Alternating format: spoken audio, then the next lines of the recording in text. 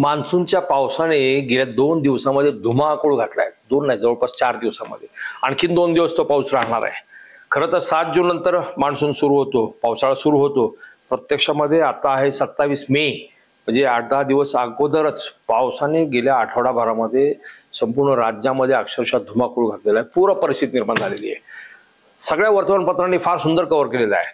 पण याच्यामध्ये सगळ्यात महत्वाचा भाग म्हणजे असा आहे, मुंबईमध्ये तर मेट्रो पाण्याखाली गेली, मेट्रो सेवा बंद करायची वेळ आली, म्हणजे तिथे प्रशासनाचा फोलपणा उघडकीस ठरला.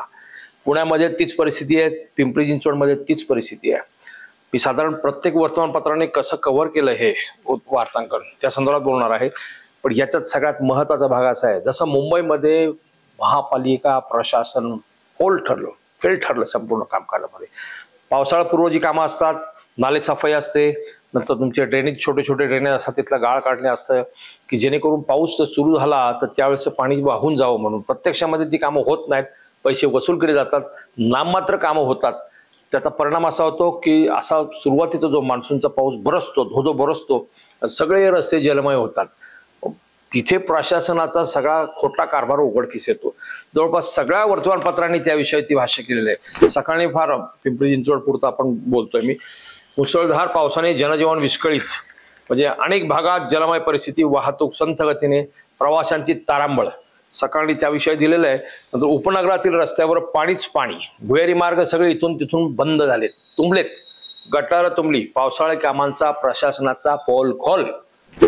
प्रशासन कुठं फेल ठरलेलं आहे ना, त्याची यादीच मोठी दिलेली आहे. म्हणजे आता पाणी कुठे थेरगावच्या गणेशनगरमध्ये दुर्गा कॉलनी रस्त्यावर सुमारे 5 फूट उंचापर्यंत पाणी होतं. MS काटे चौकाजवळ नर्मदा गार्डन रस्ता तलावासारखा झाला होता. चिंचवडगाव ते महावीर चौकाकडे नवीन रेल्वे पुलावर जाणारा मोठा रस्ता, प्रचंड पाणी होतं.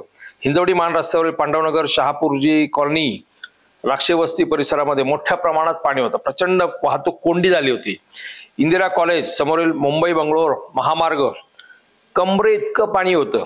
वाकड गावठाणातून वाहणाऱ्या मुळा नदी पात्रातील पाणी पातळीत वाढ झाली होती. म्हणजे याच्यामध्ये फार सुंदर दिलेला आहे. हा सकाळचा रिपोर्ट आहे.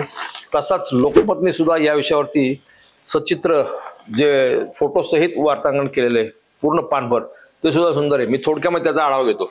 मान्सून पूर्व धुवाधार पावसाने उद्योगनगरीला झोडपला. नाले सफाई केल्याचा महापालिकेचा डावा ठरला फोल. म्हणजे नाले सफाईसाठी हे जे पैसे खर्च करतात ते जातात कुठे, हा प्रश्न जनतेने विचारायला पाहिजे. त्याच्यामध्ये शहर सगळं पाणीच पाणी. दापुडी, सांगवी, आकुर्डी, भोसरी, चिखली, निगडी प्राधिकरणातील घराघरात पाणी शिरलंय. नाले तुंबलेत, भुयारी मार्ग पाण्याखाली गेलेले आहेत. म्हणजे इथून तिथून व्यवसाय सगळे पथारीवाल्यांचे ते सगळे बंद पडलेले आहेत. कोणकोणत्या भागात पाणी शिरलंय त्याची कारणं दिलेली आहेत. कारण काय दिलेत? स्मार्ट सिटीचे रस्ते बनवताना चेंबरची उंची जास्त, नाले सफाई पूर्ण झाली नसल्यामुळे रस्त्यापेक्षा फुटपाथची उंची जास्त झाल्याने पाणी वाहून जाण्यास अडचण, भुयारी मार्गात पाणी जाण्यासाठी नाले नसल्याने रस्त्यावरचे पाणी. या शहरामध्ये स्मार्ट सिटी अंतर्गत जवळपास माझ्या माहितीप्रमाणे 100 किलोमीटरचे पावसाळी नाले, म्हणजे ज्याच्यात स्ट्रॉम वॉटर ड्रेनेज म्हणतात, स्ट्रॉम वॉटर ड्रेन, तर ते ड्रेनेज केलेले आहेत. मग ते पावसाळी पाणी वाहून जाण्याची ही गटर केली असताना पावसाळी पाणी रस्त्यावर तुमचं कसं? म्हणजे याचा अर्थ हे सगळं बोगस आहे. म्हणजे या संदर्भामध्ये वारंवार तक्रारी केल्यात. कुठल्या भागात पाणी शिरलंय? लोकमतने दिलंय. अवकाळी पावसामुळे एका तासात सर्वत्र पाणीच पाणी. आकुर्डी निगडी प्राधिकरणात शेकडो घरात पाणी शिरलं. मोशी, विठ्ठलवाडी, आकुर्डी, परमार चौक, निगडी चौक पाणीच पाणी साचलं होतं. हाऊसिंग सोसायट्यांना पावसाचा प्रचंड तडाखा बसला. घराचे पाणी, म्हणजे रस्त्यावरचं पाणी घरात घुसले. हे गेले आपले डॉक्टर आहेत पाटील, अभिनेते, त्यांचे संजय कुमार पाटील फार मोठे अभिनेते आहेत, प्राधिकरणामध्ये राहतात. त्यांचं घर 4 दिवस पाण्यामध्ये, अक्षरशः पाण्यामध्ये. बंगला आहे, अधिकृत बंगला आहे, अनधिकृत नाहीये. कारण का? तर तिथे त्यांच्या घरासमोरून जाणारा नाला होता, तो नाला बंदिस्त झाला. कसा झाला? एका बिल्डरने तिथे टॉवर बांधला, त्याचं पाणी तुंबलं, ते संपूर्ण त्यांच्या घरात आलं. मोठे अजब प्रकार आहे. म्हणजे ड्रेनेजचं पाणी संपूर्ण अशा नागरिकांच्या घरामध्ये शिरतं आणि प्रशासन म्हणतं नाही हे किरकोळ आहे, कुठेही वाहतूक कोंडी नाही असं प्रशासन चक्क सांगतंय. इथून तिथून सगळ्या चौकामध्ये वाहतूक कोंडी आहे. म्हणजे आता हा महाराष्ट्र टाइम्सचा रिपोर्ट घ्या. शहराला पावसाचा फटका. पिंपरी चिंचवडमधील अनेक भागात रस्ते जलमय, जनजीवन विस्कळीत. नागरिकांकडून प्रचंड संताप व्यक्त. नागरिक संतापलेत. प्रशासन गेंड्याच्या कातडीचे, त्यांना काही वाटत नाहीये. इतक्या बातम्या आल्या, एखादा जर सेन्सिटिव्ह अधिकारी आयुक्त असता तर तो त्याच्यावरती रिप्लाय दिला असतं त्यांनी. ते फक्त पावसाळापूर्व कामांची, आमची जी कामं अपूर्ण राहिलेली आहेत ती पूर्ण होतील, नंतर असे प्रकार पूर्ण होणार नाहीत वगैरे वगैरे किरकोळ कारणं सांगतात.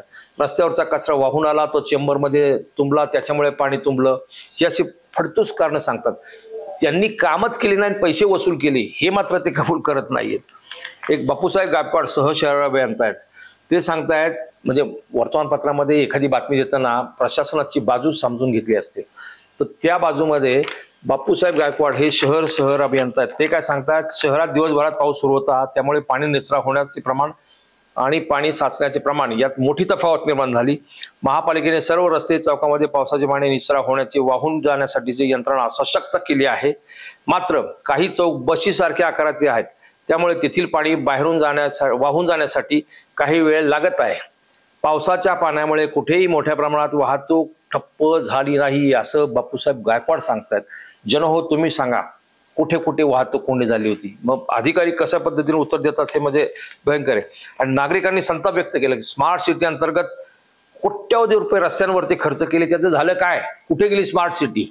स्मार्ट सिटीवरती आतापर्यंत 1000 कोटी रुपये जवळपास खर्च झालेले आहेत. त्यात प्रामुख्याने सगळ्यात मोठी कामं कोणती झाली आहेत? रस्ता, urban street footpath, storm water drainage, याच्यावरती खर्च झालेला आहे. मग या कामाचं झालं काय? महाराष्ट्र टाइम्सने फार सुंदर हास्यात पद्धतीने रिपोर्ट दिलेला आहे. दुसरा, प्रभातने सुद्धा, कधी मुसळधार कधी संततधार, मान्सूनची जोरदार सुरुवात, पावसाळी पाण्याचा निचरा करणारी व्यवस्था कुछ कामी. महापालिकेचं पर्जन्यव्यापक यंत्र सुद्धा बंद पडलेलं, झोपा काढते प्रशासन. म्हणजे एक महामार्गाचा महामार्गालगतच्या सेवा रस्ते, म्हणजे आपण जर मुंबई पुणे हायवे, जो जुना एक्सप्रेस वे आपण म्हणतो, दापोडी ते कात्रज हा बाह्यवळण जो मार्ग आहे, त्या बाजूला सर्व्हिस रोड आहेत. ते सर्व्हिस रोड गेल्या वर्षी सुद्धा गुडघाभर खड्डे होते, अक्षरशः पाणी होतं. 3-3 तास हिंजवडीतून एखाद्या व्यक्तीला, IT इंजिनियरला घरी जायला लागायचे.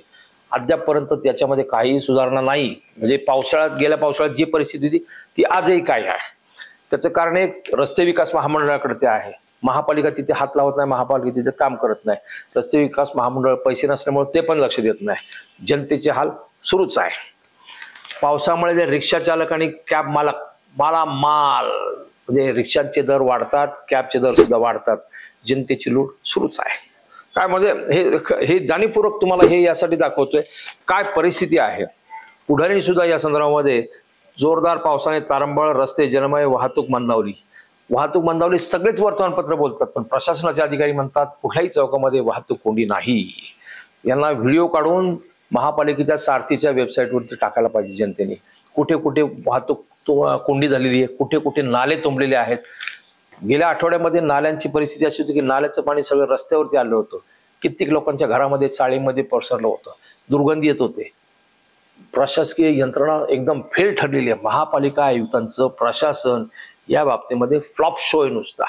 खर्च होतो जातो कुठे ते विचारणारी मंडळीच नसल्यामुळे गेंड्याच्या कातडीचे निगरगट्टे आहेत. आमचं काय कोण वाकडे करणार, अशा पद्धतीने प्रशासन वागतंय ना, त्याचे हे परिणाम आहेत. तुम्ही जे भोगतात, तुम्ही सहन करता, तुम्ही जा विचारताय, त्याचा हा सगळा परिणाम आहे.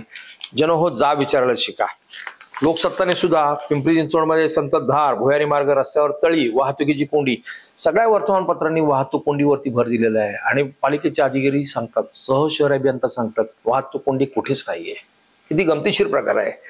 म्हणजे यांना थोडक्यामध्ये AC मध्ये बसून बाहेर काय चाललंय याची यांना बिलकुल जाणीव नसते.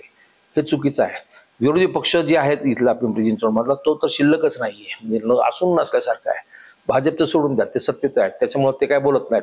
परंतु विरोधी पक्षाच्या लोकांनी तरी या विषयावरती बोलायला पाहिजे. ते पण मोकळून गप्पा आहेत. म्हणजे आता याच्यामध्ये देवण्णा गट्टूवार जे महापालिकेचे ते त्यांची बाजू सांगतात. रस्त्यावर राहिला कचरा पाण्यामुळे चेंबरवरील झाकणाला अडकतो, त्यामुळे पाणी जाण्यास अडथळा निर्माण होतो. ज्या ठिकाणी पाणी तुंबल्याच्या तक्रारी येत आहेत त्या ठिकाणी कर्मचारी पाठवून पाण्याचा निचरा करण्यात येतो. किती हास्यास्पद आहे. शहरामध्ये अर्धाधिक शहर अंधारात असतं. वीज मंडळाचा कारभार इतका भयंकर आहे. कुठेही देखभाल दुरुस्तीसाठी त्यांच्याकडे निधी नाही असं स्पष्ट सांगतात. मी रात्री 1:30 वाजता लाईट गेली म्हणून तक्रार केली तर त्यांनी सांगितलं आमच्याकडे 48 तक्रारी आहेत. पावसाळ्यामध्ये या अशा तक्रारी होत असतात, त्याच्यामुळे 1-1.5 तास थांबावं लागेल. म्हणजे वीज महामंडळ सुद्धा किती गलथान गचाळ कारभार चाललाय, भयंकर आहे। MIDC मध्ये 22 तास कारखानदारांची लाईट जाते तरी यांना काहीच पडत नाही। आमदार खासदार या विषयावर झोपा काढतात, एक शब्द बोलत नाही। प्रशासनाला कोणी जाब विचारत नाही। जन हो तुम्ही आता तरी या विषयावरती बोला, अन्यथा पावसामध्ये तुम्ही बुडणार, पावसाच्या पाण्यामध्ये तुम्ही वाहून गेलात तरी कोणाला त्याचा काही फरक पडणार नाही। नाले तुंबले, उद्या नदीला महापूर आला, प्रशासन तेवढ्यापुरतं तेवढं फक्त धावाधाव करतं, पण तो का आला तो येऊच नये, पाणी शहरामध्ये शिरू नये। जिथे जिथे नाले बुजवले आहेत, बंद केलेले आहेत ते खुले करावेत, या विषयावर ते बोलत नाहीत। नदीत भराव टाकला त्याच्यामुळे पूर परिस्थिती आणखीन भीषण होणार आहे हे सगळं त्यांना माहिती आहे, परंतु त्या विषयावर सुद्धा ते बोलत नाहीत। कारण का? टक्केवारी 30-40% पैसे खातात ही मंडळी, 30-40%। आणि त्यांना माहिती आतापर्यंत गेल्या 3 वर्ष प्रशासकीय 3.5 वर्षाच्या प्रशासकीय राजवटीमध्ये कोणीही त्यांना विचारलं नाही, कुठली चौकशी नाही। खाल्ला अजीर्ण होत चाललेलं आहे, कुठे पैसा ठेवायचा इतकी भयंकर परिस्थिती आहे। कारण जनता विचारत नाही, जनता जाब विचारत नाही। जनतेला टॅक्स थकला तर त्यांच्या घरापुढे ढोल वाजवणारी हे प्रशासन जे लूट करते त्याचा हा सगळा परिणाम आहे। तुम्ही बोलायला शिका, बस, बाकी काही नाही। त्याच्यामुळे मान्सून जो लोकांना छळतोय त्याला जबाबदार प्रशासन आहे। धन्यवाद।